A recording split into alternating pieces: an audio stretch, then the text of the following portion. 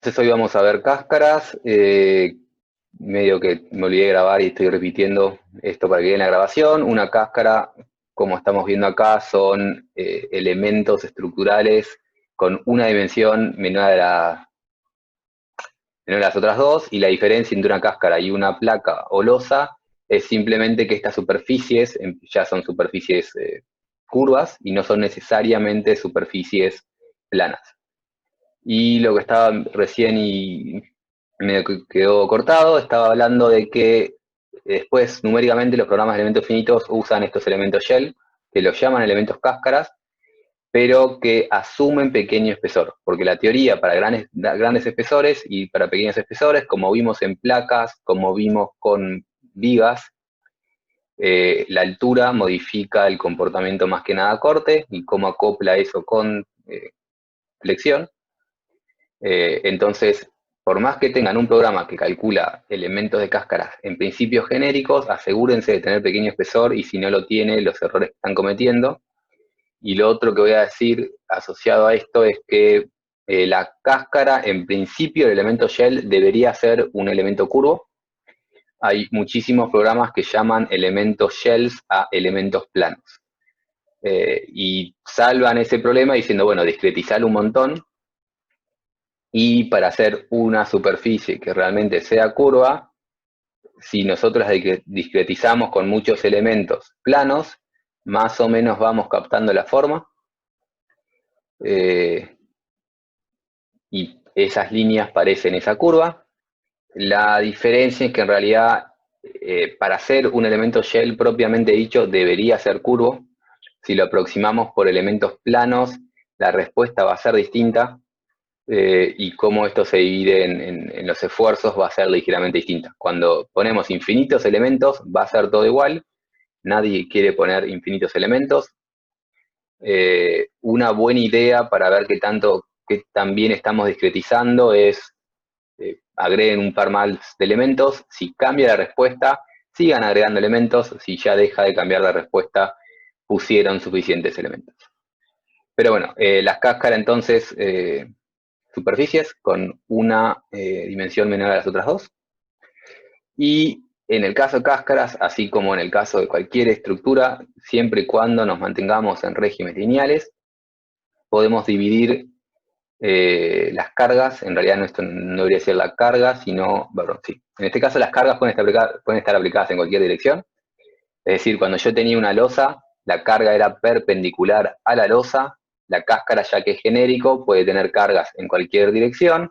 Y como son elementos que sí son sistemas lineales, puedo dividir los esfuerzos en lo que es flexional y lo que es membranal. Estos dibujitos me quedaron planos porque me los robé de la clase de placas, pero esto en el caso de placas lo divido en una placa y una chapa. En el caso de una cáscara se llaman esfuerzos flexionales y esfuerzos membranales. Esfuerzo membranal es cuando los esfuerzos, las solicitaciones internas que tiene nuestro elemento estructural están contenidas en la superficie de la cáscara. La superficie puede ser curva, nuevamente, el dibujo es plano, pero la superficie puede ser curva, y los esfuerzos flexionales son perpendiculares a mi superficie. Y cualquier sistema lineal lo puedo dividir de estas dos formas. Ahora, en el caso de una superficie plana, esto es más sencillo porque si la superficie es plana como tengo dibujada acá, si tengo una carga perpendicular a la superficie, los únicos esfuerzos internos que pueden equilibrar una carga perpendicular, como esta, son esfuerzos flexionales, porque no puedo lograr equilibrio con esfuerzos membranales si la carga es totalmente perpendicular a los esfuerzos que tiene de la parte membranal. La diferencia con cáscaras, que al tener ahora una superficie curva, yo puedo tener esfuerzos perpendiculares a la superficie, y esos esfuerzos perpendiculares a la superficie se pueden equilibrar hasta cierta medida en función de rigideces y o temas energéticos, como lo queramos ver, pero se pueden equilibrar con esfuerzos membranales. Entonces, yo puedo dividir cualquier sistema en esfuerzos flexionales y membranales. Lo que no puedo saber es este elemento curvo con esta carga, cuánto se termina equilibrando por esfuerzos membranales y cuánto se termina equilibrando por esfuerzos flexionales. Y ahí está la complicación de cáscaras. Y básicamente, cuando terminemos esta clase, bueno, cuando terminemos, falta unas 7 diapositivas, veremos que justamente estas cargas perpendiculares a las superficies tenemos que calcular de forma acoplada tanto la parte membranal como la parte flexional. Tenemos que calcular todo junto y ver cómo termina estando en equilibrio nuestro elemento estructural. Para hablar primero con la parte membranal, los esfuerzos membranales son más eficientes que los flexionales, más eficientes desde el punto de vista de resistencia, y adicionalmente, por un tema de relación de rigideces, como la rigidez membranal es muchísimo más alta que la rigidez flexional, si la estructura puede transmitir los esfuerzos de forma membranal, lo va a hacer. El tema es que el puede no siempre puede. Esto lo podemos hacer la analogía con un cable. Si yo tengo, de a poco, a ver, si yo tengo una viga, que vendría a ser más parecida a lo que tengo en el caso de una placa, esta viga con ese esfuerzo lo va a transmitir 100% flexional. Ahora, si en vez de esa viga tengo un elemento más flexible o un elemento curvo, vamos con un elemento curvo y no con un elemento flexible por ahora. Si mi elemento es curvo, tengo una viga curva o algo que tome esa forma, esto va a tener parte de esfuerzos así, que son los esfuerzos membranales, en este caso sería un esfuerzo axil, y parte lo va a transmitir por flexión como la viga de arriba. ¿Qué tanto va a transmitir axilmente? Va a depender en parte de la geometría y en parte del juego de rigideces. Va a intentar transmitir todo de forma axil por el juego de rigideces, o si alguien quiere verlo desde el punto de vista energético, también vale. La energía potencial para axil es menor e intenta minimizar la energía potencial. Lo mismo va a pasar con cáscaras. La cáscara intenta minimizar energía potencial o intenta transmitir esfuerzos según las mayores rigideces. Eso quiere decir que va a intentar hacerlo membranal, pero no se va a ir todo por membranal. Y ya que estamos hablando de esto, me echo un comentario menor. Es por esta la razón que en los reticulados, cuando calculamos reticulados, siempre decimos que ese reticulado transmite los esfuerzos 100% de forma axil.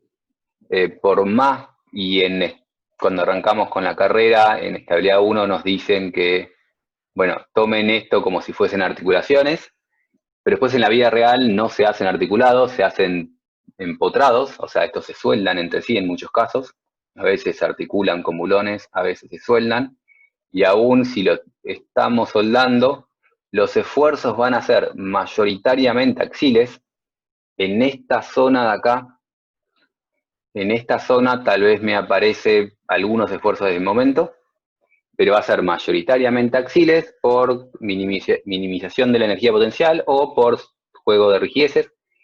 Es más eficiente, perdón, como la rigidez axial es mucho más fuerte que la rigidez por flexión, va a intentar transmitir todo de forma axial. Va a intentar, algo va a ir por flexión y en función de la geometría va a ir más o menos. Lo mismo va a pasar con el tema de las cáscaras. La parte membranal, como es mucho más rígida, va a llevarse gran parte del esfuerzo, y si puede llevárselo de forma membranal, generalmente se lo va a llevar de forma membranal. Entonces, si yo aplico una carga y la carga esté como esté, o sea, tenga una carga más o menos en el plano o una carga perpendicular al plano,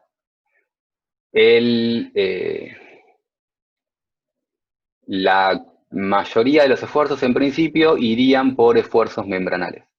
El problema es que no siempre todo se transmite de forma membranal y, por ejemplo, si tengo algún tipo de rigidización en un lugar, eso me va a generar una flexión localizada. Si tengo algún tipo de discontinuidad geométrica, me va a aparecer una flexión localizada. Si tengo un apoyo que no sea acorde a la flexión membranal, me va a generar una flexión.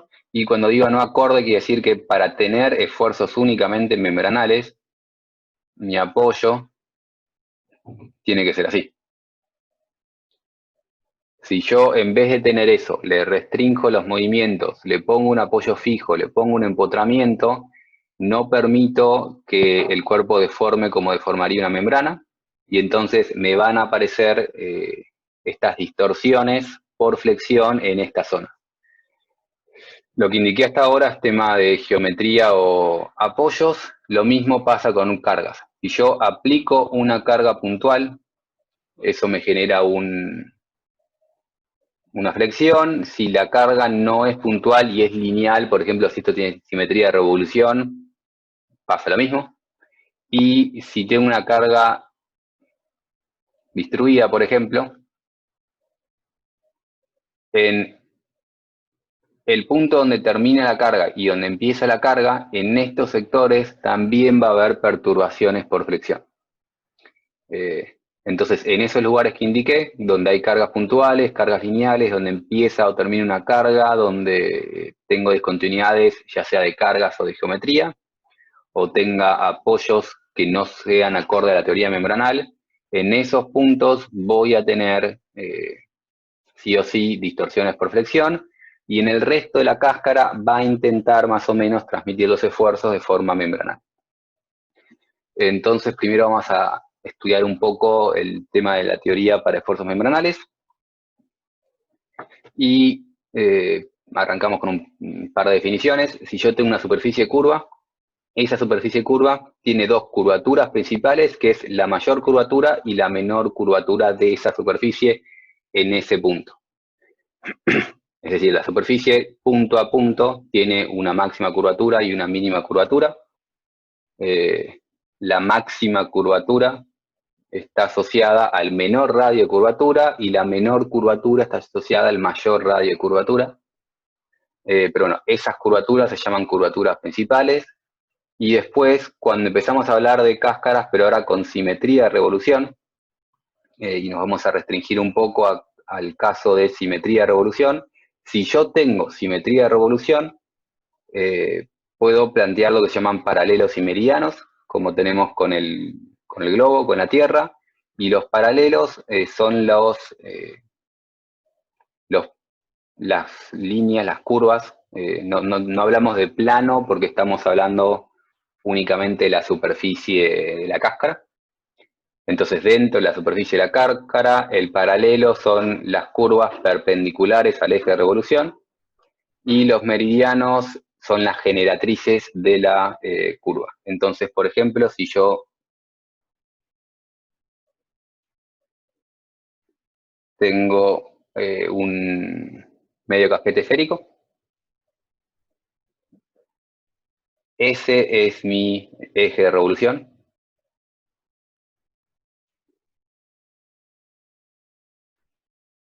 Y por definición, paralelo es perpendicular al eje. Es decir, si el eje es vertical, entonces los paralelos son perpendiculares al eje.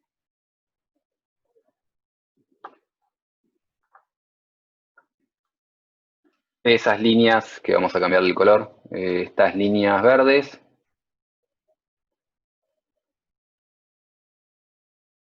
las líneas verdes son los paralelos y los meridianos son las generatrices, que las generatrices es partiendo de ese eje de revolución. Todas estas curvas son nuestros meridianos. El caso de los meridianos corresponde a un eje, a una curvatura principal, que es la curvatura principal mínima. El caso de los paralelos no corresponde a ninguno, pero la teoría no se plantea con curvaturas principales, generalmente se plantea con paralelos y meridianos, que son estos que indicamos recién. Este es un caso de una estructura, de una cáscara con simetría de revolución. El otro caso muy común son las cosas cilíndricas o cuasi cilíndricas, que es lo que intenté dibujar ahí. En esta clase no tenía de dónde robarme figuras, así que les pido disculpas por el intento de dibujo. Pero bueno, si tenemos estructuras cilíndricas es la misma historia. Tenemos un eje de revolución, el eje del cilindro, y dentro de este eje podemos también plantear nuestras direcciones de los paralelos y de los meridianos. Entonces, en este caso, hacemos la misma idea y cuando calculamos paralelos van a ser perpendiculares al eje, y cuando planteamos meridianos van a ser generatrices, que en este caso tienen la dirección más o menos del eje, y cuando hacemos el dibujo en este caso, nos da esto acá. Paralelos, meridianos y la normal, que la normal siempre es normal saliente, perpendicular a mi superficie. Borro mi dibujito. Y ahora, lo que tendríamos que hacer si quisiésemos resolver el régimen membranal de nuestra cáscara, sería plantear equilibrio con estas fuerzas. Y por ejemplo, acá hice, para no explayarme en todo esto y no gastar demasiado tiempo, agarro este cubito y ese cubito chiquitito lo dibujo de forma grande y me da ese cubito. Y tendría que analizar estas fuerzas en la dirección de los meridianos y estas fuerzas en la dirección de los paralelos. No son fuerzas, son casi fuerzas, vamos a llamarlas fuerzas. Y tendría que plantearlo en realidad para cada dirección, proyectando en un sentido y en el otro, pero por tema de tiempo y porque me parecía que no aportaba tanto, lo hice simplemente para el caso de la proyección, para calcular tensiones de los meridianos, y vamos a después proyectar esto en ambos sentidos, y ahora les pongo la ecuación final. Entonces, si veo este cubito, este planito, es este planito tiene fuerzas en meridiano y en paralelo. Las fuerzas en meridiano van a depender del radio de curvatura de mi meridiano. Y entonces planteo para un diferencial de phi cuánto vale esto en función de lo que me olvidé de escribir. Esto me lo olvidé del dibujo, así que lo agregamos con negro.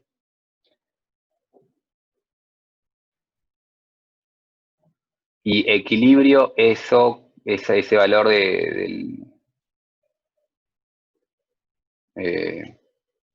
el valor de las fuerzas de las tensiones en el meridiano con una fuerza perpendicular a la superficie.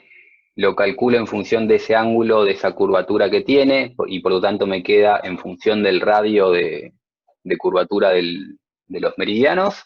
Hago lo mismo con el caso de paralelos y equilibrio esta fuerza perpendicular a la superficie con los paralelos y el radio de curvatura de los paralelos, y podemos llegar a esta ecuación de equilibrio que me equilibra las fuerzas en direcciones normales a la superficie.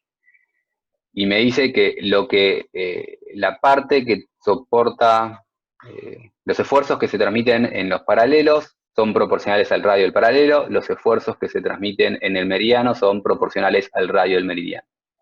Entonces, si uno de estos radios se vuelve infinito, y infinito quiere decir curvatura nula, es decir, si alguna de las dos direcciones es plana y no es curva, si esto se vuelve infinito, la parte que toma esa componente se vuelve nula, porque la suma de estas dos cosas debe ser la fuerza total.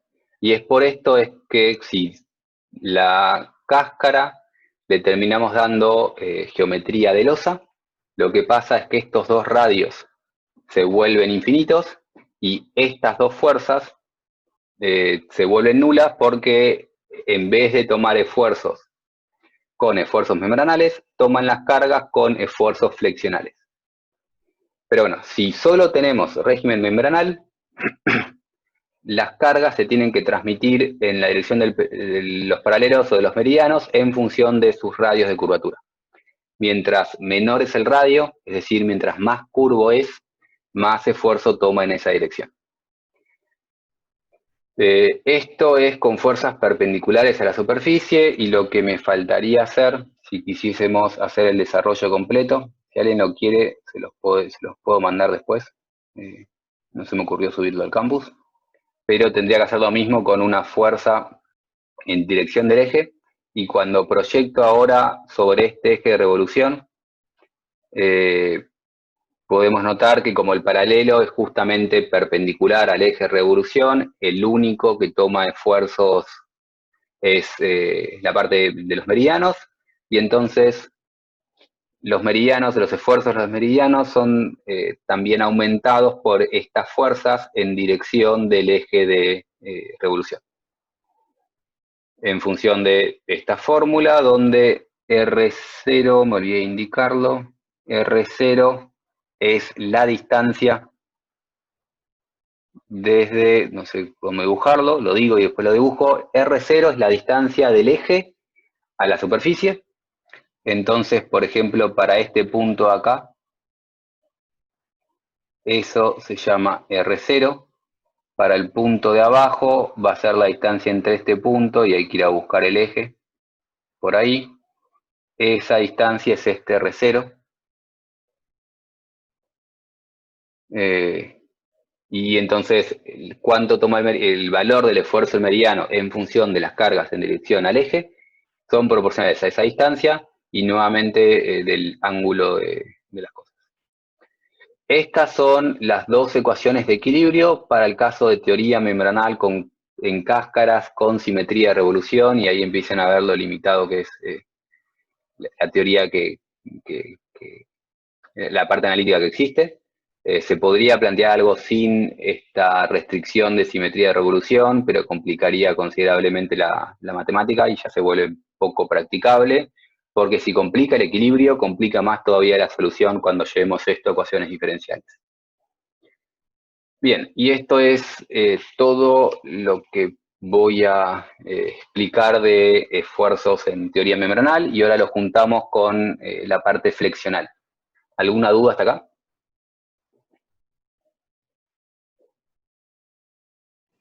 No. Bien, entonces, si la cáscara trabaja perfectamente de forma membranal, la teoría es esta, y no hay más teoría que esta, y si podemos asegurar que trabaja 100% membranal, la manera de calcular esfuerzos es esto, y podemos notar, importante, que estas dos ecuaciones no tienen metida en ninguna parte de materiales, por lo tanto no tiene que compatibilizar con deformaciones, y por lo tanto el equilibrio de una de estas cáscaras es 100% isoestático, no son hiperestáticas. Las cáscaras de pequeño espesor, con simetría de revolución, en régimen membranal, es 100% isostático y no es hiperestático. Y al ser no hiperestático, quiere decir que no tenemos que plantear sistemas de ecuaciones y buscar soluciones. La solución es única y sencilla. Ahora, cuando no es 100% membranal, lo que tenemos que hacer es compatibilizar cuánto esfuerzo se lleva la parte membranal y cuánto esfuerzo se lleva la parte flexional. Y nos vamos a restringir ahora al caso de cáscaras cilíndricas. Cada vez más restricciones en nuestro análisis. Es decir, mantenemos esto de que las cáscaras tienen simetría de revolución, y ahora adicionalmente imponemos que tenga forma cilíndrica. Entonces tenemos que compatibilizar la parte flexional y la parte membranal. Para poder hacer esto tenemos que escribir todos los esfuerzos que tendríamos en nuestra cáscara, y volvemos a hacer el dibujo anterior. El tema es que si nos estamos limitando a cáscaras cilíndricas, en el caso que estamos hablando, los únicos esfuerzos que terminan sobreviviendo son estos, el esfuerzo en dirección de T-phi, porque si vuelvo un segundo para atrás, podemos ver que si estamos en el caso de una cáscara cilíndrica, el cilindro en esta dirección no tiene curvatura, y por lo tanto este radio se me vuelve infinito. Si este radio se me vuelve infinito, esto no toma el esfuerzo, y las cargas perpendiculares van a ir únicamente con este esfuerzo en la dirección de los paralelos. Entonces solo tenemos esfuerzo en la dirección de los paralelos porque este radio de curvatura, en el caso de cáscaras cilíndricas, es infinito. Y por eso solo estamos dibujando este. Y después tenemos la parte friccional, que son los momentos y el corte. Tendríamos que plantear equilibrio de todo esto y compatibilizar cuánto se lleva la parte membranal y la parte friccional. Para poder hacer eso, primero tenemos que relacionar la deformación que tiene mi cáscara con los esfuerzos, y entonces se plantea un W igual que con losas, donde W es el desplazamiento de los puntos perpendiculares a la superficie, y calculamos cuál es el esfuerzo en función de W, y notamos que la parte de cuánto esfuerzo es en la dirección de los paralelos es lineal con W. Entonces después, cuando les pongo un par de soluciones de algunas cáscaras y ponga gráficos de W, si quisiesen plotear cuánto vale la tracción o la tensión, perdón, en la dirección de los paralelos, termina siendo proporcional a ese W en función de las rigideces y el radio de curvatura. Y acá estamos nuevamente poniendo un solo radio y no estamos aclarando cuál es, porque tenemos un solo radio. El otro radio se vuelve infinito. Entonces esto es para asociar la parte de formaciones con tensiones. Después tendríamos que buscar la ecuación de equilibrio, y esta es la parte que me salteo totalmente porque sería bastante engorroso. Tendríamos que, tampoco es tan engorroso, pero acá tenemos cómo asocia este esfuerzo con este W. Tenemos, haciendo un análisis como hicimos con el caso de losas, cómo está relacionado el desplazamiento de la parte flexional con los esfuerzos de la parte flexional, juntar esas dos cosas, y llegamos a esta expresión para nuestra ecuación de equilibrio de cáscaras con simetría de revolución de forma cilíndrica, y podemos notar que es muy similar a lo que vimos en placas hace relativamente poco, que es que la derivada cuarta de W es igual a una carga dividido una rigidez, que la rigidez esta D es la misma que veíamos antes. La única diferencia es que ahora me aparecen estos términos, donde ese término está asociado a este beta, donde ese beta está asociado a este radio de curvatura. Nuevamente, si ese radio de curvatura se vuelve infinito, beta se vuelve cero, me desaparece esto, y vuelvo a llegar a el caso de la ecuación de losas. Si es infinito el radio de curvatura, quiere decir que es plano, quiere decir que es una losa y no es una cáscara. Si no es infinito, si tiene un radio cualquiera, esta ecuación me va a decir, me va a agregar el aporte de la parte membranal, y una vez que calcule esta ecuación diferencial, puedo calcular esfuerzos. O sea, una vez que tengo W, si tengo W, reemplazo W acá y despejo, por ejemplo, los esfuerzos. La complicación de esto es que ahora, si yo tengo únicamente W cuarta igual a P sobre D, esto es una ecuación diferencial, pero es una ecuación diferencial sencilla porque no se me mezclan diferenciales de distinto orden. Las ecuaciones diferenciales que sufrieron o disfrutaron en sus cursos de matemática eran las que tenían mezcladas derivadas distintas. Es decir, acá tengo la derivada cuarta de W y tengo W en la misma ecuación. Esta ecuación diferencial se vuelve una ecuación diferencial en serio, y no de estas simples que simplemente integro hasta arriba y llego a W. Esta es una ecuación diferencial complicada, y como cualquier ecuación diferencial complicada, se tiene que plantear una solución homogénea y una solución particular. como hacían en los cursos de análisis. Y como dice justamente las palabras, la parte homogénea es homogénea porque depende de las condiciones de borde y no depende de la carga. La parte homogénea es la solución del problema para esas condiciones de borde. Y la solución particular es la solución particular para las cargas que tenga impuestas. Entonces, el WH depende de la geometría, digamos, y el WP va a depender particular de las cargas, y la parte esta que depende de las cargas va a estar asociada justamente a la solución membranal de la estructura, a la parte de esfuerzos membranales. Entonces lo que yo tendría que hacer, si hiciese todo este desarrollo completo, que no lo vamos a hacer, si alguien quiere la teoría, les puedo enviar la teoría, si alguien quiere ver los ejemplos resueltos, le puedo dar las ecuaciones, los ejemplos resueltos, pero tendría que ponerme a resolver esta ecuación diferencial para los casos particulares que estamos tratando. Y esto sería la teoría de cáscaras. Si alguien quiere resolver una cáscara de forma analítica, tiene que hacer estas cosas, y lo que estamos dando nuevamente está limitado a cáscaras con simetría de revolución, con pequeño espesor y de forma cilíndrica. Si no, la teoría se complica un poco. Lo que tenemos que sacar de esto, lo que a mí me parece que habría que prestarle más atención, no es tanto de la fórmula y no es tanto de los casos particulares, sino este tipo de cosas de que la teoría de cáscaras incluye losas. Si yo hago una cáscara y le saco las curvaturas, tiene que llegar a losas, y llega a losas por suerte.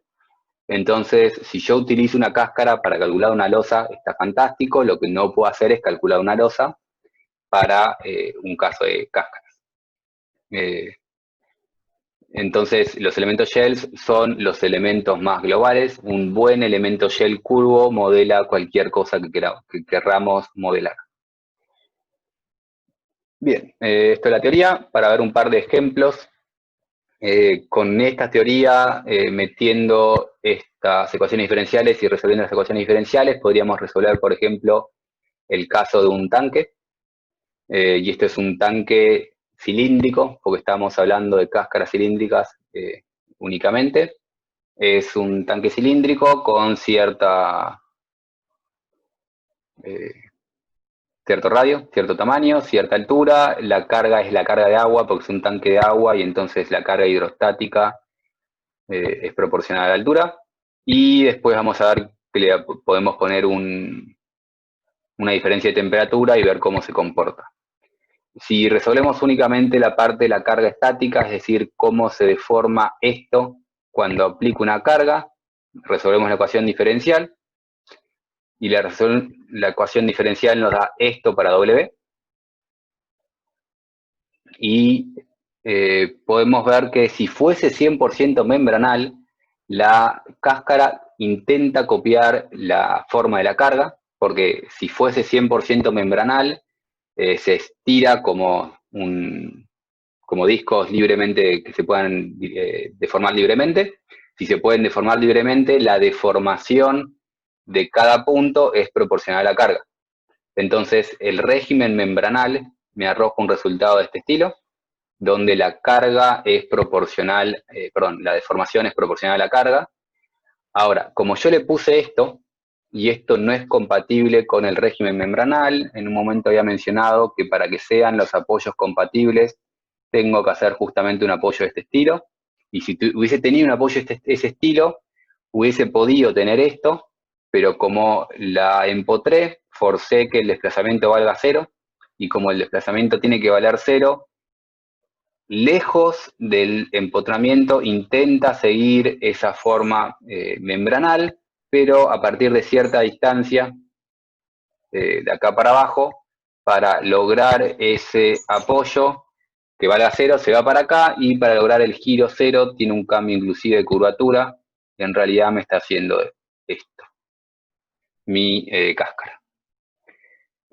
Si ahora vemos la parte de los esfuerzos, si copiamos más o menos esa línea por acá, notamos que de esa línea para arriba, los momentos, los cortes, la parte flexional, este momento y corte quiere decir flexión. la parte flexional, arriba de esa línea es relativamente bajo, y a partir de ese lugar más o menos empiezan a aparecer los momentos y los cortes, porque empieza a haber esta distorsión generada por los esfuerzos flexionales. Entonces, ese apoyo, lo que me hizo, este apoyo, lo que me hizo es generar una distorsión en el régimen membranal, no puede deformarse de forma membranal, aparecen esfuerzos flexionales y aparecen en ese entorno con cierta longitud. Hay formas de calcular estas longitudes que se llaman NLC, que no sabía si valía la pena dar, son fórmulas. Me parecía más importante ver cómo estas discontinuidades, estos puntos, generan alrededor de ese punto en cierto área de flexión, y una vez que nos alejamos, sí se comporta 100% membranal. Esto sería un tanque cilíndrico con carga distribuida. Si tenemos este tanque sin la carga ahora, o sea, esto ya no está más, y únicamente tenemos una temperatura aplicada, vemos que el cilindro intenta dilatarse libremente, y nuevamente, si se pudiese dilatar libremente, sería esto, y es lo que nos arroja la solución de la parte membranal. Se dilata de esa forma, y de hecho, si calculamos después vuelvo un segundo para atrás, perdón. Este gráfico de acá, que es W, como dije antes, esto es lineal con déficit. Entonces, si quiero calcular los esfuerzos membranales, es simplemente multiplicar este W por la rigidez y dividir por el radio, como vimos antes. Entonces, W también me está dando me está indicando cuánto esfuerzo membranal tengo. Y por eso no agregué el gráfico, era el mismo gráfico escalado. En este caso, la gente, porque no lo dije correctamente, tal vez